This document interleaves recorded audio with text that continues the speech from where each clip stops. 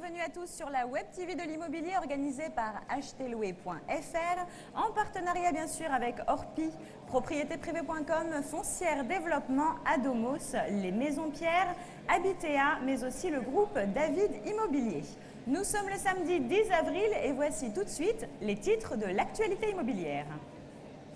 On ouvrira ce journal avec le fait du jour, l'énergie renouvelable qui suscite un véritable engouement chez les Français.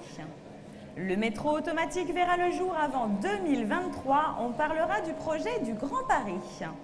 L'agent immobilier sera-t-il l'homme à tout faire de demain? Retrouvez la réponse d'Alain Monteau, co-dirigeant du groupe David Immobilier dans ce journal.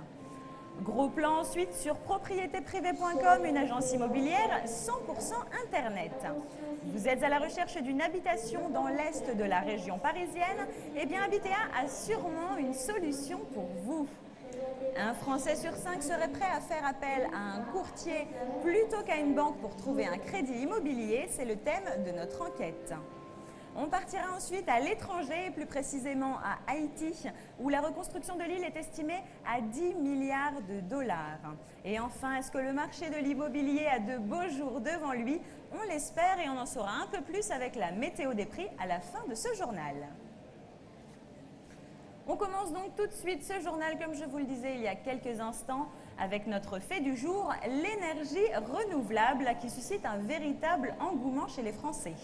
La technologie photovoltaïque séduit de plus en plus de Français et pourtant, un récent rapport du Comité national pour la sécurité des usagers de l'électricité pointe du doigt ces installations. Mais alors pourquoi? Que se passe-t-il?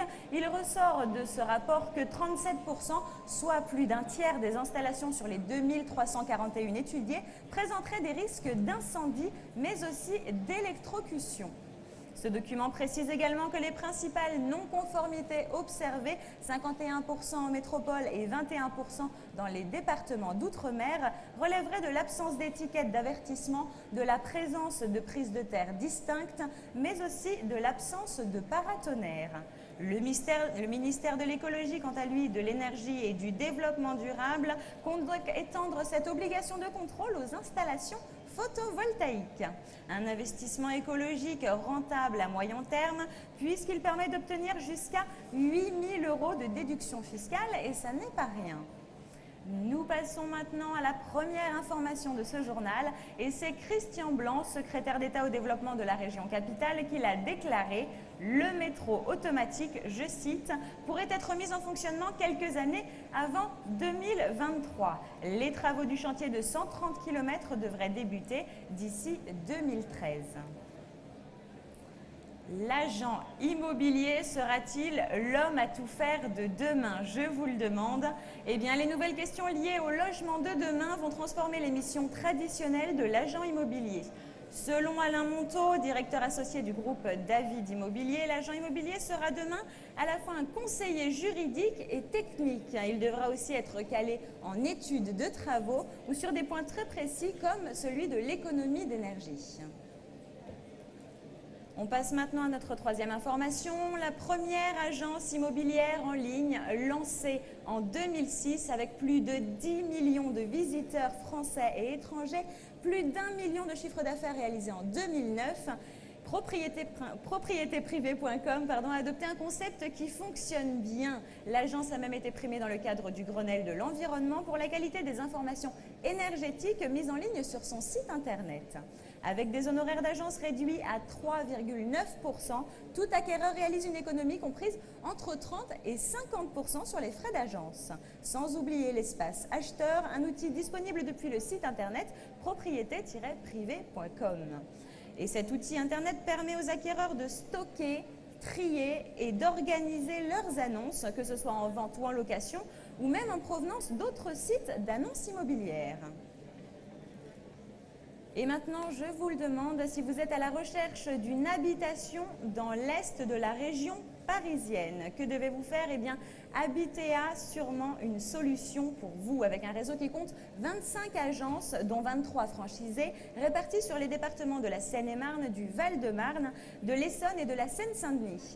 Habitea développe un marché immobilier de proximité. Dernière ouverture en date, un scoop, un point de vente situé aux 3 rue Bobillot à Saint-Maur.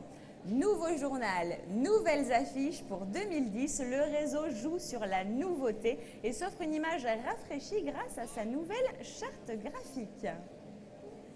On passe maintenant à notre dossier enquête. Un Français sur 5 serait prêt à faire appel à un courtier plutôt qu'à un banquier pour trouver un crédit immobilier. Ce sont les premières conclusions d'un sondage réalisé par la TNS Sofres sur la perception des courtiers. Si l'année 2009 a été morose, certes, pour le crédit immobilier, ces derniers s'en sortent plutôt bien, avec 22% du marché des emprunts immobiliers qui est couvert par le courtage en crédit. La profession espère même atteindre les 25% d'ici la fin 2010. Mais alors, qui sont ces Français prêts à faire appel à un courtier plutôt qu'à une banque? Eh bien, les CSP+, principalement, mais aussi les jeunes. 24% des moins de 35 ans et 23% des 35-49 ans envisageraient le courtage, contre seulement 14% pour les 50 ans et plus.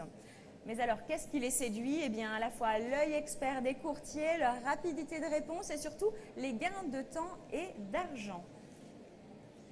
Je vous emmène un petit peu ailleurs. Nous allons partir à Haïti et vous parler de 10 milliards de dollars. C'est la somme qui serait nécessaire, selon l'Organisation des Nations Unies, pour rebâtir aux normes antisismiques l'île d'Haïti.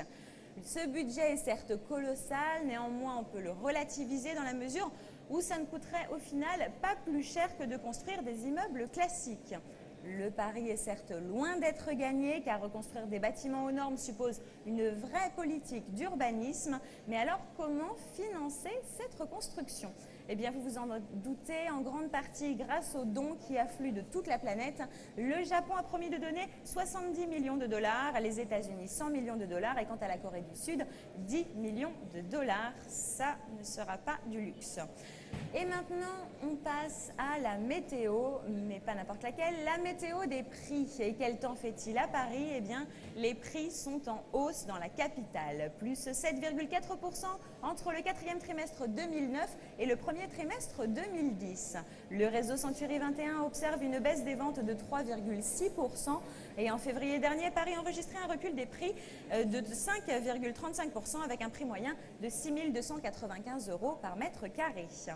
Au niveau régional, maintenant, les régions où les hausses de prix étaient les plus importantes fin 2009 connaissent maintenant un recul au premier trimestre, moins 14% pour les Pays de Loire, moins 11% en Franche-Comté et moins 9,5% en Haute-Normandie. Et bien voilà, c'était le journal de la Web TV de l'immobilier organisé par achetezlouer.fr. Je vous remercie de nous avoir suivis et je vous donne rendez-vous dans un petit peu moins d'une heure pour un nouveau point sur l'actualité immobilière. À tout à l'heure.